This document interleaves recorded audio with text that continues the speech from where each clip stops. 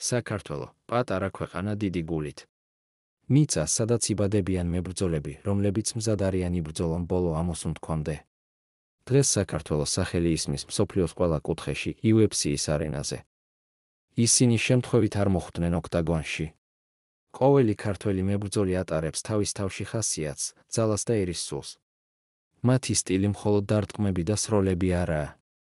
ეს ბრძოლაა პატივისთვის, ღირსებისთვის და იმისთვის, რომ მსოფლიომ დაინახოს, ქართველს ვერასდროს მოტეხ. მერაბ დვალიშვილი. მისი ზედმეტსახელია მანქანა. მებრძოლი, რომელიც არასოდეს ჩერდება. ის მიდის წინ, ისევ და ისევ აგდებს მეტოქეებს მიწაზე. UFC-ის რეკორდსმენი თეიქდაუნების რაოდენობით.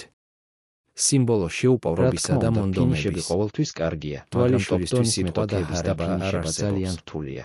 მისი სტილი, მერაბი დიდი უსასრულო ხანია ქარიშხალია, საუკეთესოებს რომელიც ებრძვის. ანგრევს ყველას, ვინც მის წინ Super დგას. მსუბუქიცო ნავკის ილია ერთ-ერთი ტოპურია. საუკეთესო დივიზიონია. UFC-ის ნახევრად ის თუ მსუბუქი როგორ ზონის დომინირებს ჩემპიონი. თვალიშვილი, ძალიან შთამბეჭდავია ახალგაზრდა, ნოკაუტების თამამი, გარეშე მწვინავი. ალჯამეინ სტერლინგი. მან ნოკაუტით დაამარცხა ალექსანდრ ვოლკანოვსკი და ისტორიაში შევიდა.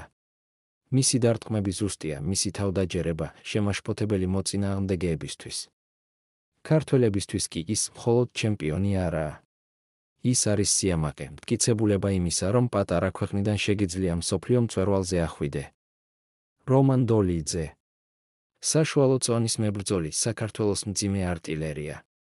მისი დარტყმები, უროებია, მისი ჭიდაობა, ცივი სტრატეგია. დოლიძე ხმაურიანობას არ ეძებს, მაგრამ ყოველი მისი ბრძოლა შეხსენებაა იმისა, რომ ქართველ მებრძოლებს მხოლოდ შეტევა კი არა, აზროვნება, ანალიზი და გონებით გამარჯვებაც შეუძლიათ. დღეს ქართველები ავქში ახალძალად იქცევიან. ისინი სულ უფრო მეტნი ხდებიან და ყოველი მზად არის იბრძოლოს იქამდე, სანამ გული უჩერდება.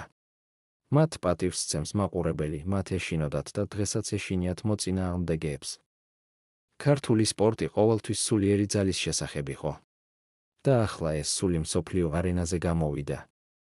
UFC-მ უკვე იცის, ქართველი ნიშნავს მებრძოლს. და ეს მხოლოდ დასაწყისია.